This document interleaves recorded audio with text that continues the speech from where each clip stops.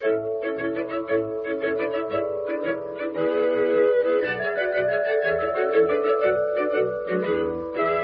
of wheat is so good to eat, yet we have it every day. We sing this song, it will make us strong, and it makes us shout, hooray! It's good for growing babies and grown-ups too to eat. For all the family's breakfast, you can't beat cream of wheat. Cream of Wheat, the great American family cereal, presents Let's Pretend.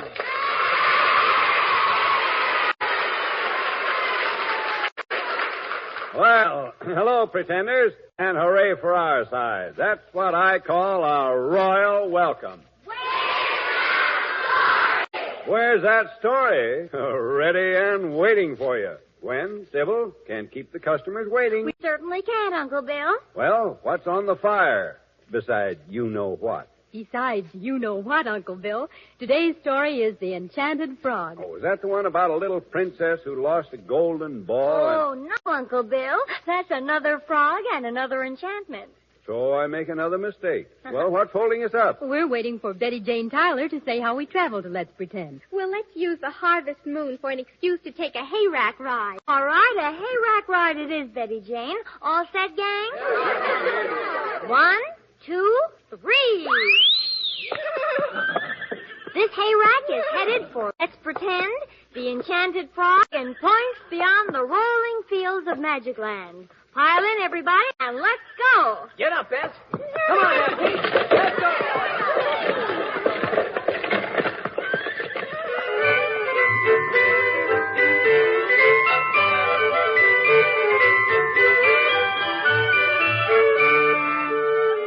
Once upon a time, in the mystical, magical empire of Almedia, a king called his 3 sons together for a serious talk. We find them now in the richly furnished hall of the palace. And now, my sons, I have asked you here today for one purpose. You have something new for us to do. We want to hear it, Dad. Don't call me Dad, Jan. I am His Imperial Majesty, the Emperor of Almenia. To the rest of the world, it's Your Majesty. But here in the castle with just your 3 sons, you're just Dad. And a pretty good one at that. Well, if you won't be serious, you won't. Oh, come, Father, what is it? Just this. You 3 sons are full-grown men. I am growing old. It is time that you 3 were married. Well, let Anton marry. He's the oldest. I have no desire for a wife, I tell you. Oh, I'm not interested either, Father. Let Jan do the marrying for the family. He seems to have the least to do. So I would marry if I could find the right girl. Of course you can find the right girl. Now, enough of this silly talk. Besides, all of you know that unless you are married, you cannot rule. It is the oldest law of the country. And the most stupid. I don't think so, Emil. After all, a man who lives alone grows selfish. He thinks only of his own comfort and happiness. How can he be a fit person to govern all the peoples? Well said, Jan. Now, I have already planned a way that will be fair to all of you. Because you seem not to have a choice of your own, I have here 3 marvelous golden arrows. So highly are they polished that when the sun strikes them, they can be seen for 100 miles. Now then, here is the plan. We go to the tower at the top of the castle. Each son takes an arrow and shoots it high into the air. And when it drops, he will follow and marry the first one he sees. Now, will you accept that plan? Well, as long as I must marry, it might as well be that way as any other. It suits me all right, Father. It's quite a risk. I'd rather find a lady some other way, but if you 2 agree, why, then I will, too. Then it is settled. Only this much I must demand in fairness to each of you. And that is?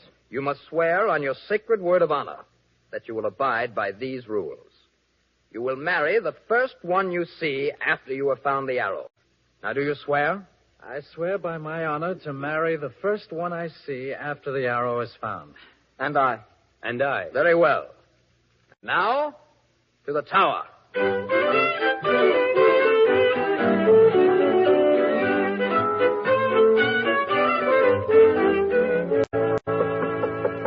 Come in. Well, Anton, come in, come in. Hello, Father. Well, you've been gone quite a while. I've been most impatient waiting for you to return with your bride. Anton, what is it? You don't look too happy. You've kept your oath, I hope. Yes, Father, but for my oath, I wouldn't be here. What is it, Anton? Where is your bride? I long to see her. Is she pretty? Pretty? Oh, yes, but I warn you, you won't have much pleasure with Jean. That's her name. Why not? Because she giggles all the time. Giggles? Every minute. I wouldn't mind if she were really amused, but she isn't. She just giggles all the time. Well, it doesn't sound so good. Well, perhaps it's just because she's nervous. Probably she'll get over it. Bring her to me. Very well, Father. Come in, Jean. Jean, this is His Imperial Majesty, Emperor of Armenia. How do you do? I'm honored to meet your Majesty. As my son's wife, I greet you cordially and I welcome you. Thank you. Do you feel that you must laugh all the time like that? I must, your Majesty. Isn't it terrible? Well, something ought to be done about that. Greetings, Father. Oh, Emile, welcome home. Oh, Emile, I'm very glad that you're back. Thank you, Father. And where is your wife, my son? Have you had better... where is she? Must I bring her in now, Well, Father? of course you must. Here is Anton with his bride. They've just arrived. We want to meet your new wife. I beg your pardon, young lady, but is there something funny that I don't know? No, Emile. I just said something amusing to her, that's all. Brother, this is my wife, Jean. Oh, how do you do? Oh, I'm delighted to meet you, Emile. Well, now, really, do you find me so ridiculous that you have Jean, to stand... will you look at the view from this window? Emile, we'll talk later. Emile, will you please bring in your bride? Father, be prepared. Be prepared? Oh, my word. For what? Well, she isn't a very happy person, Father. Not happy? What makes you think so? Well, you see, Father, she cries all the time. She cries? Yes. Tears stream down her face practically all the time. Oh, my word. Did a sponge come with her? Well, now, really, Father. Well, never mind. Bring her in. Get her. Yeah, they're very well, Father. Riska! Here she is, Father. Riska is Imperial Majesty, King of Armenia. How do you do, your Majesty? I'm most happy to meet you. Well, thank you. Anton, will you bring Jean with you, please? Who is that very rude girl? Is she laughing at me? No, of course not, Riska. Anton, her husband, just told her an amusing story. I hope. Jean, this is Riska, your new sister, and this is Emile. How do you do? I'm happy to know you. I'm glad we're to be sisters. Emile, she's making fun of me. I don't like her. I'm not. I just can't help it. I don't believe it. I don't see anything funny. Oh, now, really, this is too much. Anton, Emile, do something, will you? I'm losing my mind. Come on, Riska. We'll have tea in our own apartment. I don't want any tea. Come on. I want to go home to my mother. Well, maybe that would be better. So, this is my future family. Well, I'm not as happy as I hoped I would be. Hello, Dad. Oh, Jan, come in, my boy. It's great to see you again. It's good to see you, Jan. I hope you've been more fortunate than your two brothers. Father, I don't know how I can tell you what I have to. Oh, now, don't tell me that you have a girl that laughs or cries all the time or something, have you? Father, it's so much more serious that I hardly know where to begin. Now, come, my son, tell me. Well, Father, faithful to my promise, I followed the golden arrow. For 5 days, the gleam of it led me on and on. Then I came to the edge of the lake, Dad, and there, piercing a water lily, was the golden arrow. And what then? On the leaf of the water lily sat an ugly little frog. A frog? Oh, my word, well? I remembered my oath. I was to marry the first one I saw. We didn't say girl, remember? We said one. But, Jan, no one expected you to keep an oath like that. That's what I felt at first. Then, as I stood there looking at the frog, it gazed straight at me. And, Father, tears came from its eyes. Tears? I put out my hand, and it eagerly leaped to me. And there it sat, weeping. And it seemed to implore me to take it. Oh, my poor boy, what did you do then? I sat down by the edge of the lake. The little frog nestled close to me, and as I tried to think what to do, suddenly I heard a voice. It seemed to be in the wind. I can still hear it. It said... The soul is the thing one tries to find. In choosing a mate, keep this in mind. A lovely face may conceal a shrew, or ugliness bring you blessings true. As clearly as that, I heard it, Father. And where is the frog now? In my apartment on the windowsill. Its eyes are happy now. Why, this is enchantment. I feel that it must be, but even so, what can I do to break it? Well, I don't know. But perhaps the frog will be able to show us the way. I thought of that, too. The trouble is, Jan, tomorrow the contest starts. Contest, Father? Yes, don't you remember? It is the custom to see which wife can make the best cake, weave the best carpet, and in short, be the most able wife. Jan, what can we do? It is already arranged. How can we explain to your brothers? I don't know. But there's a mysterious something within me that tells me this is a test. And I must not fail.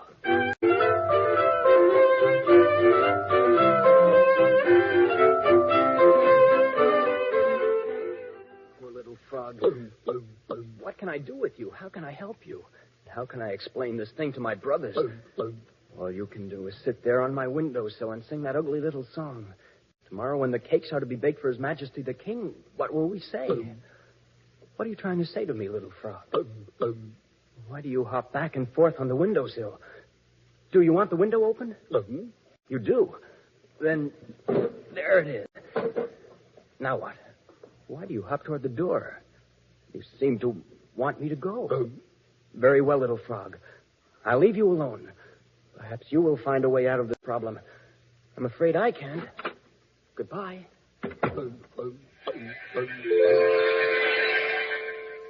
You called your fairy servants? We hasten to your side To make a cake to give the king. for Jan and his young bride. Stir the batter, make the frosting, beat the eggs to mounds of snow. Add the flour and baking powder. In the oven, there you go. Now the magic cake is ready. Courage, princess, all is well. We will help you, just be patient. Very soon, we'll break the spell.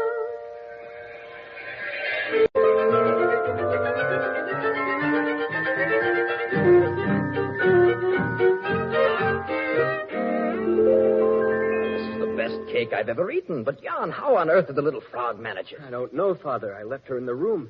When I came back, this beautiful cake was on the table. What can it mean? Of course, she must be enchanted. But how to break the spell? That's the question. Well, the cake was made. I don't know how. So perhaps the little frog will find a way to weave the carpet, too. Well, it is indeed a problem. However, all we can do is go ahead and see what happens. May all the gods help us. We surely need it, Dad. Yes, we do indeed. But don't call me Dad.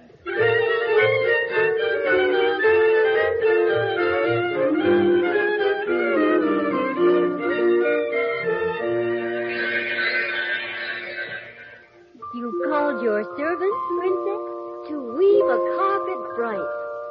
To give the king and win the prize. 'Twill be finished ere the night. Flowers from meadow fields for color, softest grass of verdant green. Moss to thicken and to soften. Morning dewdrops for a sheen. Your new carpet lies before you. When you call to us once more, we will change you back to mortal. Much more lovely than before.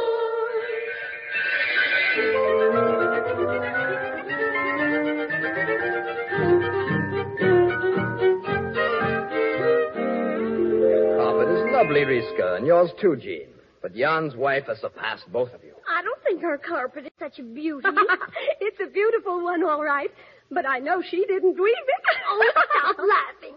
This is serious business. Indeed it is, Riska. Oh, I know it, but I can't stop.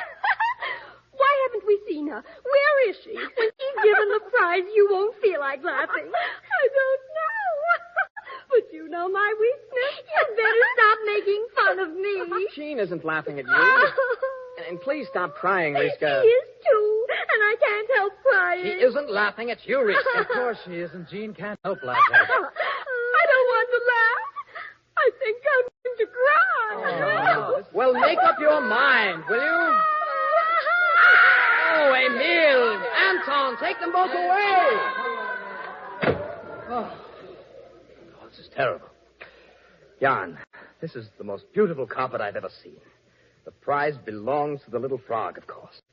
What shall we do now, Jan? Come with me to my apartment, Father. See her for yourself. Together, perhaps we can think of something to do to break the spell. Yes, very well. Lead the way.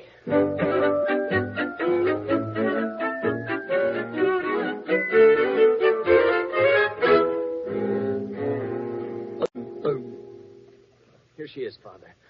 Look at her eyes, how beautiful they are. What should one say to a frog, Jan? How do you do, or shake hands, or what? Well, there's nothing to do, Dad. Now, don't call me Dad. I'm in no mood to joke. All right. I know she understands. Listen, little frog, are you happy here? Is there any way we can help you, little frog?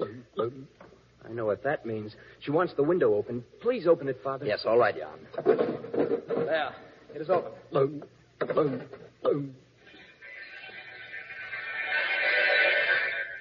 Look, Dad. Fairies. 4 of them. My word. Slowly turn from side to side. Prince whose loyalty we've tried. Greet her now with love and pride. King and prince, behold, your bride. Oh, you lovely, lovely creature. Father, isn't she beautiful? She is indeed. Speak to me, princess, for you surely are a princess. Who are you? I am Princess Deirdre, Jan. I can believe that you are a princess, but what has happened? I can explain, Your Majesty. You address me as Your Majesty. And you have been able to understand. Yes, sire, everything. You see, my mother is the goddess of light. Her enemies, the gnomes of darkness, have been fighting her for years. They swore revenge and threatened me. And then my mother had me changed into a frog, so they could not find me. That accounts for my being here. Oh, my dearest. But are you free now? Can you remain in the form of a mortal? Yes, for now all of my mother's enemies have been destroyed. I've been protected until this should happen by my faithful servants. Your servants? Yes, sire. You saw them just now. They come when I call them. They ride in through the window on sunbeams. They baked the cake and wove the magic carpet for me. This is all too wonderful. I'm so happy. Deirdre, I want you and Jan to take your rightful place as the king and the queen of the realm. Deirdre, my lovely lady, princess of my dreams, will you do me the honor to be my wife? Yes, dear Jan, I will. Bless you, my children. I could not ask for a lovelier lady to be the next queen. Thank you, Your Majesty. Don't call me Your Majesty. Then what shall I call you? Just call me Dad.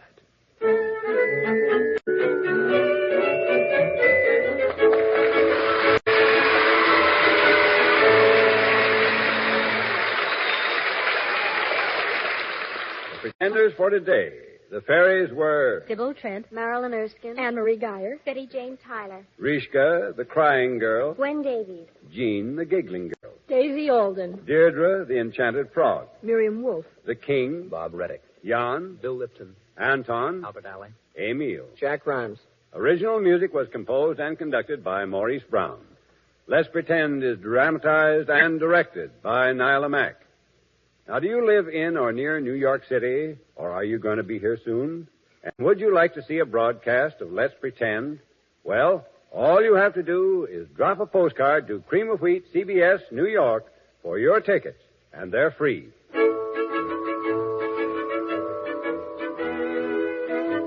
This is Bill Adams saying, remember to eat Cream of Wheat, the great American family cereal. This is CBS, the Columbia Broadcasting System.